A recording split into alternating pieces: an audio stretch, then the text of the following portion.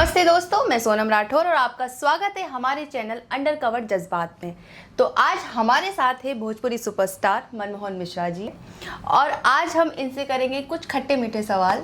उम्मीद करते हैं जिनके जवाब आप बड़े ही बेबाकी से देंगे। जी, आपके हर सवालों का जवाब बड़े बेबाकी से दिया जाएगा। भोजपुरी इंडस्ट्री में आपका जो सफ़र है वो कैसा रहा और आपको पहला ब्रेक कब और कैसे मिला? देखो, फिल्म इंडस्ट्री में जैसा कि सबको पता है कि जब भी कोई नया पर्सन आउटसाइडर गांव से आके वो अपनी एक्टिंग में अपना करियर आजमाना चाहता है तो उसके लिए बहुत ही टफ होता है, बहुत ही कठिन होता है। तो सबकी तरह मुझे भी बहुत कठिनाइयों का सामना करना पड़ा और बहुत ही स्ट्रगल रहा। हम लोग बड़े मुश्किल से हर जगह पे ऑडिशन देते थे, बहुत जगह कहीं काम नहीं मिलता था। 2-3 सालों बाद मुझे मेरे एक दोस्त के रेफरेंस से, उसका नाम प्रियांशु सिंह है, मेरा बहुत अच्छा दोस्त, उसने मुझे एक एल्बम ऑफ़र किया। वो एल्बम में काम करने के बाद, एल्बम को देखने के बाद कुछ प्रोड्यूसर्स को लगा कि इस लड़के को फिल्म में लिया जाए। तो पहली मेरी जो फिल्म थी वो दुश्मन सरहद पार के, उस पर मुझे मोनालिसा जी के अपोजिट काम मिला। उसी फिल्म के सेट पे मुझे अगली फिल्म ऑफ़र हुई, टाइगर अभी जिंदा है। तब से लेके अब तक लगातार एकदम अच्छा काम चल रहा है। तो सर ये बताइए कि भोजपुरी जो इंडस्ट्री है उसमें जो एक्ट्रेसेस है उनके साथ कैसा व्यवहार किया जाता है? आज के टाइम पे ज़्यादातर महिला प्रधान फिल्में ही बन रही है। एक दौर था जब पवन सिंह, खेसारी लाल यादव, हमारे जितने भी बड़े सिंगर थे, वो हमारे अभिनेत्रियों को सम्मान नहीं देते थे और उनको ये समझते थे कि ठीक है, फिल्मों में एक सपोर्टिंग कलाकार के हिसाब से है, 4 गाना उसके साथ गाएंगे, वो एक शो पीस है। तो अभिनेत्रियों का एक दौर आया है जहां अभिनेत्रियों ने प्रूव किया है बिल्कुल बिल्कुल कि वो शो केस नहीं है। लेकिन सोशल मीडिया पे तो कुछ और ही हमें देखने को मिल रहा है, जैसा कि पवन सिंह के बारे में है, केसरी लाल जी के बारे में है कि इनके मतलब पहले से ही सारा सब कुछ डिसाइडेड होता है कि कौन सी एक्ट्रेस साइन करनी है। मतलब इनके अप्रूवल के बिना मतलब कोई कास्ट नहीं हो सकता। मतलब फीमेल, खास करके फीमेल्स के बारे में ये चीज़ सुनने को मिलती है। देखिए, आपने सुना तो सही है, लेकिन ये पुरानी बातें हैं। जब एक दौर था सिंगर का कि सिंगर ही सिर्फ हीरो बनता था और सिंगर की ही फिल्में सबसे ज़्यादा चलती थी, उन्हीं की फिल्में बिकती थी मार्केट में, तब वो अपना मोनोपोली करते थे। उस टाइम पे पवन सिंह की अपनी चॉइस होती थी कि कौन हीरो रहे, कौन हीरोइन रहेगी, कौन उनके साथ स्टार कास्ट रहेगा। खेसारी जी का अपना होता था। अब जो दौर है वो महिला प्रधान का है पिछले 3 सालों में। तो आज की डेट पे महिलाएं महिला प्रधान फिल्में कर रहे हैं। हीरो एक फ्रेम के लिए होता है। इवन आज के टाइम पे पवन सिंह के पास भी काम नहीं है, खेसारी लाल यादव के पास भी काम नहीं है। वो लोग अपने कुछ क्लोज लोगों को बोल के कि 1-2 फिल्में शुरू रखो जिसके कारण मार्केट में हम बने रहें, क्योंकि इन पिछले 3 सालों में महिला प्रधान फिल्में इतनी ज़्यादा चलने लग गई हैं कि जिसमें हीरो को कोई काम ही नहीं है। बिल्कुल बिल्कुल। तो ना तो पवन सिंह के पास काम है, ना खेसारी लाल यादव के पास काम है फिल्मों का।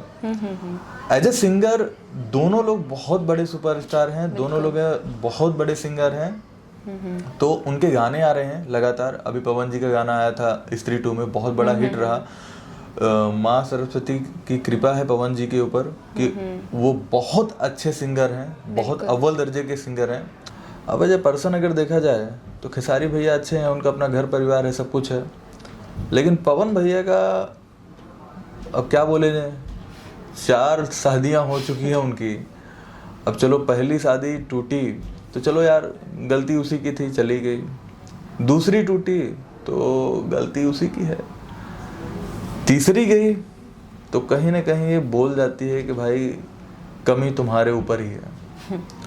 और चौथी गई तो कंफर्म कर जाती है कि भैया गलती तुम्हारे अंदर ही है, अपने आप को देख लो। भोजपुरी इंडस्ट्री में अश्लीलता भरे जो गाने बनते हैं, डबल मीनिंग्स जो गाने और मूवीज वगैरह जो चीज़ें बनती है, तो क्यों बनते हैं आखिर ऐसे कंटेंट?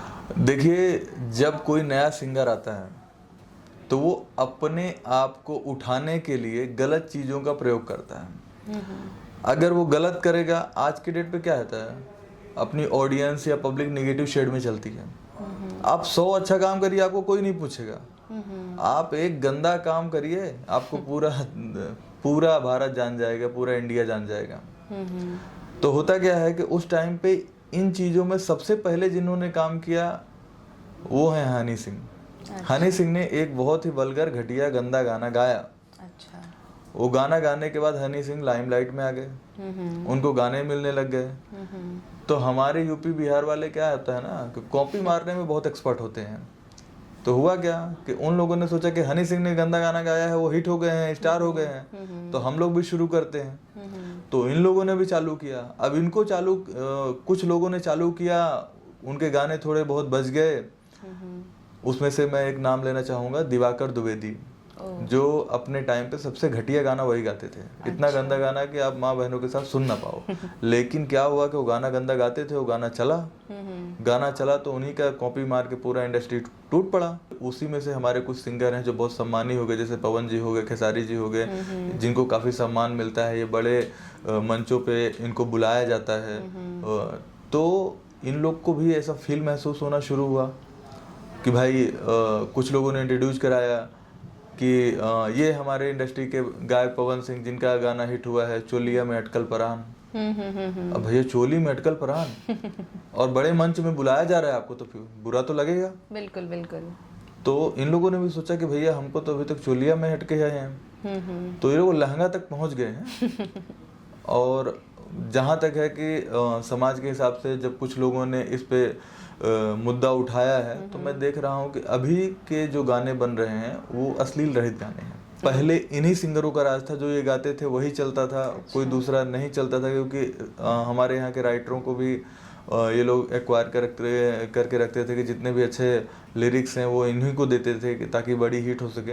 इंडस्ट्री में सुनने को मिलता है हमें कि कास्टिंग काउच और कॉम्प्रोमाइज जैसे वर्ड्स हमें सुनने को मिलते हैं। कुछ खुल के बताएंगे इसके बारे में? बहुत सारी ऐसी लड़कियां होती है जो सॉफ्ट होती हैं, और ऐसा होता है कि उनको एनी हाउ काम चाहिए होता है, क्योंकि मुंबई बहुत एक्सपेंसिव सिटी है, उनकी बातों में आ जाती हैं। तो वहाँ पे कास्टिंग काउच होता है। मुझे नहीं लगता कि कोई बड़ा मेकर्स करता है, क्योंकि उसकी अपनी डिग्निटी होती है। वो ऑलरेडी बड़ी हीरोइनों के साथ, बड़े कलाकारों के साथ, बड़े हीरो के साथ काम करता है। तो वहाँ पे कास्टिंग काउच जैसी कोई चीज़ नहीं होती। कास्टिंग काउच जो लोग भी करते हैं वो फेक होते हैं, वो सिर्फ कास्टिंग काउच करने के लिए ही बैठे होते हैं, उन्होंने जीवन में कोई अच्छा काम नहीं किया होता है। लेकिन सर हमें ये भी सुनने को मिलता है कि जैसे जो बड़े नोन बड़े जो एक्टर्स होते हैं, एक्टर्स जो होते हैं, तो वो भी कई डिमांड्स रखते हैं कि हम लोग बड़ा ब्रेक आपको तभी देंगे कि आपको इस चीज़ को, जो कॉम्प्रोमाइज़ वाला जो सीन है कि हमें 1 मंथ के लिए आपको हमारे साथ हॉलीडे पे चलना पड़ेगा। देखिए, मैं इसमें इतना ही कहना चाहूँगा कि ऐसी कुछ चीज़ें होती हैं, लेकिन इसमें कोई सच्चाई नहीं है कि जो हमारे इंडस्ट्री का बहुत बड़ा सुपरस्टार है वो अपनी डिग्निटी गिरा के किसी लड़की को इस तरीके से ऑफर करे। लड़की ऑफर करती है होगी कि क्या नाम है सर, अपनी फिल्मों में ले लीजिए जरा। मैंने अभी रिसेंटली एक लड़की को मैं जानता हूँ कि जिसने एक बहुत बड़े प्रोड्यूसर टाइप के बंदे को फंसाया इन द सेंस, उससे अपना जो भी था मैटर, और वो आज के डेट में इतनी बड़ी स्टार है अपने हिंदी फिल्म इंडस्ट्री की। आज उसने 4 सालों में इतना बड़ा नाम बना लिया ना। तो वो किसी एक प्रोड्यूसर से मिली, वो प्रोड्यूसर से मिली तो उसने पहचान लिया कि रियल वाला प्रोड्यूसर है, कि वो पैसा लगाएगा। उसने उसके लिए 2 फिल्म बनाई। अब 2 फिल्म आ गई किसी की, मार्केट में आ गई, तो उसको जाहिर है कि छोटा मोटा कोई काम मिलेगा। फिर उस लड़की को एक बहुत बड़ी फिल्म में सेकंड कैरेक्टर का छोटा सा रोल मिला। और हमारी इंडियन पब्लिक है ही कि किसी भी इंसान को उठाना हो तो 1 सेकंड में उठाएगी, और किसी को पटकना हो तो 1 सेकंड में पटकेगी। तो वो सेकंड लीड में छोटा सा कैरेक्टर था, उसका इंटीमेट सीन था। इंटीमेट सीन के बाद बोले करके कि ये लड़की मेन हीरोइन के ऊपर भारी पड़ गई, नेशनल क्रश है, फलाना है, ढिमका है, दुनियादारी है। वो पिछले साल उसकी 4-5 बैक टू बैक बड़ी फिल्में रिलीज हुई। ऐसी बहुत सारी चीजें हुई है, और नाम नहीं लूंगा। इंडस्ट्री में अभी तो बड़ी हीरोइन हो गई है हमारे। उसने मुझे भी ऑफर किया, चलो वहाँ घूम के आते हैं, देन मैंने क्लियरली उसको बोला कि भैया देखो, ये ऐसा है कि इन सब चीज़ों से काम नहीं मिलेगा, काम टैलेंट से मिलता है। पवन सिंह और खेसारी लाल जी के बीच में काफ़ी सारे विवाद हमें सुनने को मिलते हैं, उसके बारे में ज़रा बताइए। देखो, पवन और खेसारी ये 2 इतने बड़े नाम हैं हमारे भोजपुरी इंडस्ट्री में, बहुत बड़े सुपरस्टार हैं लोग। अब पवन भाई को लगता है कि खेसारी हमारे बाद है, और खेसारी भाई को लगता है कि पवन हमारे बाद है। अब इस चीज़ के लिए या तो वो लोग अपना कंट्रोवर्सी बनाने के लिए जानबूझ के, क्योंकि वो आपस में भाई भाई हैं, एक दूसरे से बात करते रहते हैं। बिल्कुल बिल्कुल। लेकिन जब देना होता है कोई बयान या कुछ भी, तो पवन भाई लाइव आके बोल देते हैं एक चीज और खेसारी भाई लाइव आ जाते हैं, दोनों लोग बयान दे देते हैं कंट्रोवर्शियल, फिर पब्लिक आपस में लड़ रही है।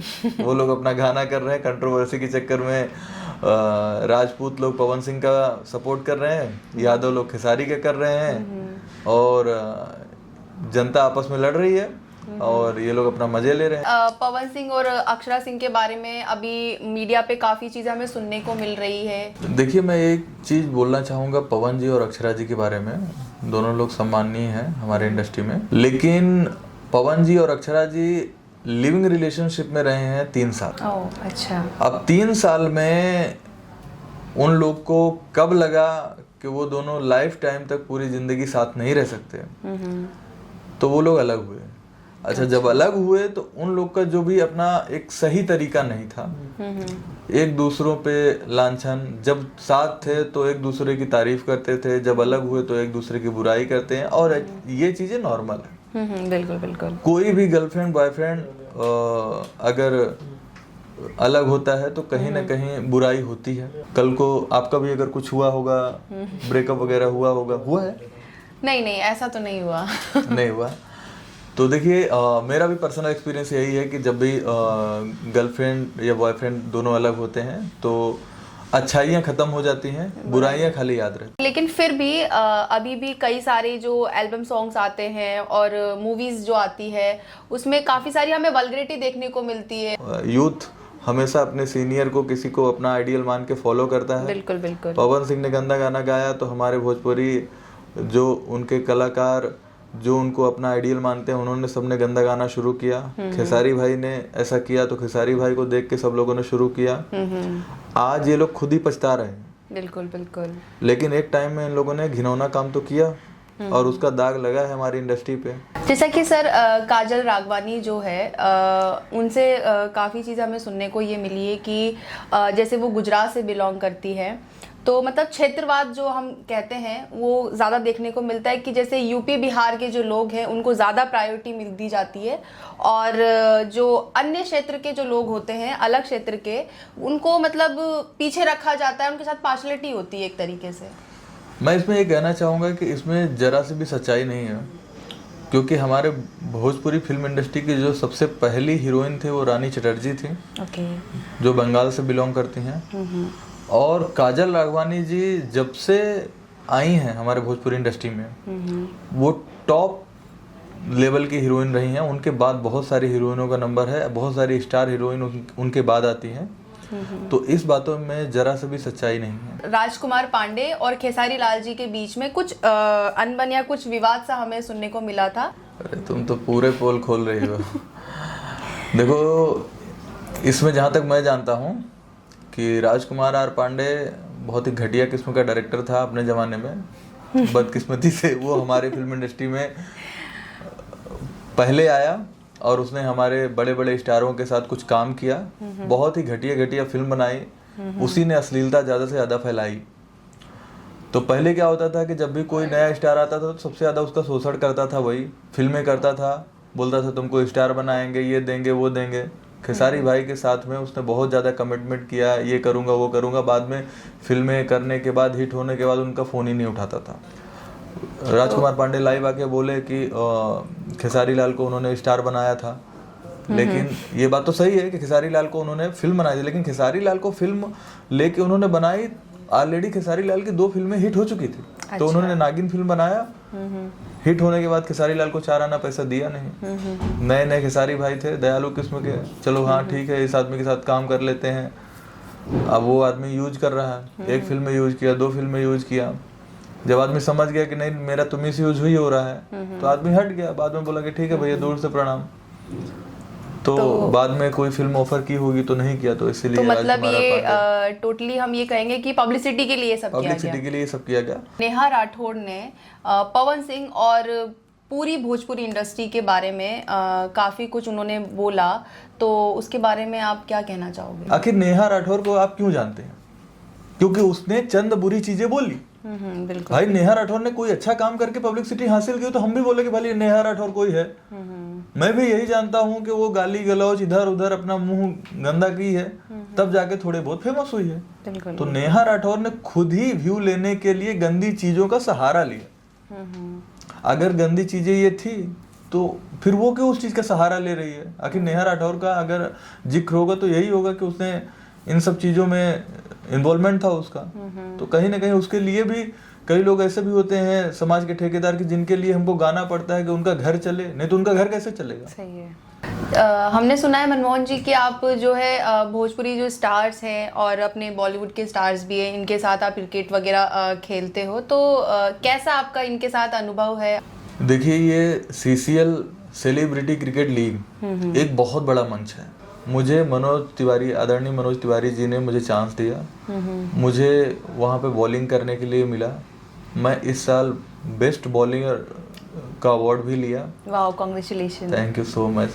हमने सुना है कि आपने कई सारी मूवीज में आपने सिंगिंग भी की है, आप सिंगिंग में भी बहुत अच्छे हो, तो क्या आप हमारी ऑडियंस के लिए कुछ गा के सुना सकते हैं?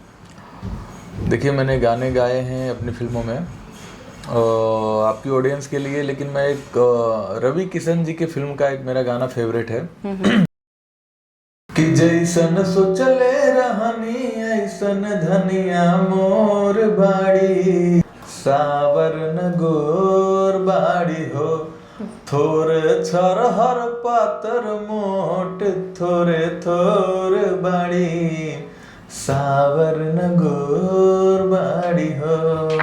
वाह वाह वाह सर। तो मनमोहन जी, आपका बहुत बहुत धन्यवाद। उम्मीद करते हैं कि आपसे फिर से हमारी जल्द ही मुलाकात होगी। Thank you Sonam for inviting me. Under cover जज्बात बहुत अच्छा चैनल है, आप लोग इसको बहुत प्यार और सपोर्ट करिए, सब्सक्राइब करिए।